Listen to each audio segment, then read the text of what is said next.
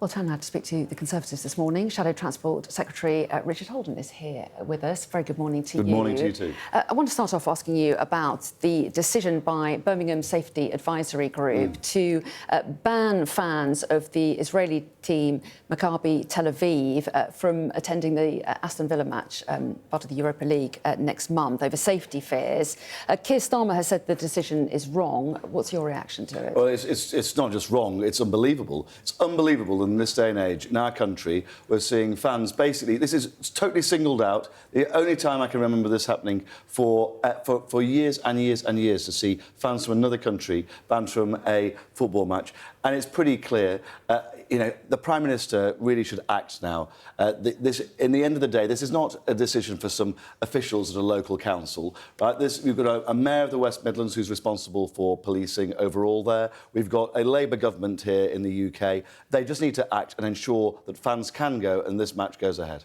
Well, the government is saying that senior government figures are going to meet later today to try to see if they can find a way through on this ban. But what should the government do about this? I mean, they are clear that this is an operational issue for the police. So what action can they take? Listen, anybody believes this is an operational issue, that is a total smokescreen. This is clearly a local political decision. We've seen it welcomed by independent local MPs already. There's clearly local political pressure being put on. It's quite clear that there needs to be political leadership from the Prime Minister to ensure that this can go ahead. Well, West Midlands Police have said that they've classified this match as high risk based on current intelligence and previous incidents, including violent clashes and hate crime offences that occurred during the 2024 UEFA Europa League match between Ajax and Maccabi Tel Aviv in Amsterdam.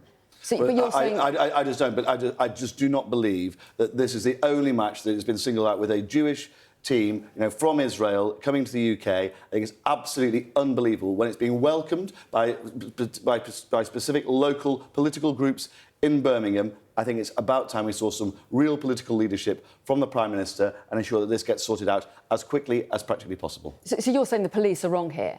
The police are completely wrong to not allow this match to go ahead, to ban fans. I think it's unbelievable.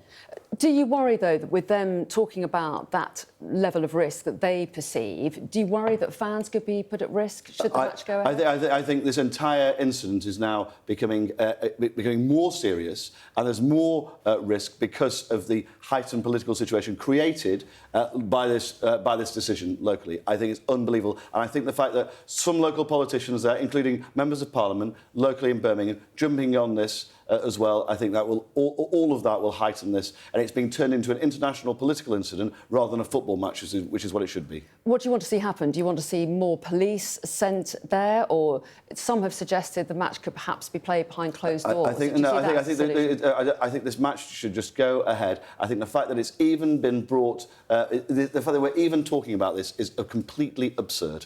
Let me just ask you a little bit about the fallout from the collapse of the China spy case. Your party has spent a long time accusing the government of not giving the CPS the information that it needed for a prosecution.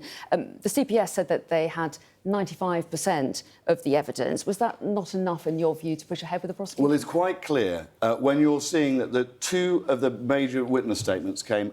So let's be clear. The charges were brought under the Conservatives before the general election. Two further witness statements were provided since then. One of them basically pulling language directly from the Labour manifesto about how they want a softening of the position on China. It's quite clear to me that this is a political decision, and there's been serious political influence here. What the Prime Minister said in the House of Commons on Wednesday, trying to pretend that this had nothing to do with politics, is quite clearly untrue. And that's why the Speaker yesterday, highly unusually for a Thursday, granted my colleague Neil O'Brien an urgent question. There are serious questions to answer for the government, especially when it's now become clear, right, that the Prime Minister knew that this case was going to be pulled days before it was, and there was huge an ample opportunity for the government to provide extra evidence, and it chose not to do so. It is unbelievable that these decisions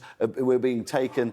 Nobody can believe that these decisions were taken without reference to any form of political authority. If so, we've not got a government running the country. We have civil servants running the country. It's pretty clear to me that there's either incompetence here or there are serious questions to answer by those who've taken decisions. As you know, the government absolutely denies any political influence on this. How on earth, then, do we get parts of the Labour manifesto literally lifted and put into a letter which was sent to the Crown Prosecution Service? Well, as far as that is concerned, how much has the policy materially changed anyway? Well, the Tories wanted to trade with China. It's pretty clear from those letters, directly from the Labour manifesto, a weakening of our position on China. Remember, the charging decision, so there's enough evidence to charge under the last Conservative government. What's the difference? The only difference is Labour is in power now, and we sent elements of the Labour manifesto literally in a letter to the Crown Prosecution Service. This entire thing stinks. There are major questions to answer right at the top of government. This isn't about trade. This is about national security. This is about potential spies in Parliament, as the Speaker has said, and it is really, really serious. It does not get more serious than our country being, when there are major decisions, such as about this new super embassy being made by government ministers, when they are making these sorts of decisions, and it's quite clear that that the government, including the Prime Minister, are not being straight with the House of Commons. OK, they would absolutely say they are being straight, and I'm sure we'll hear from them in the hours ahead. But Richard Holden, we're out of time now. Thanks very much indeed. Cheers.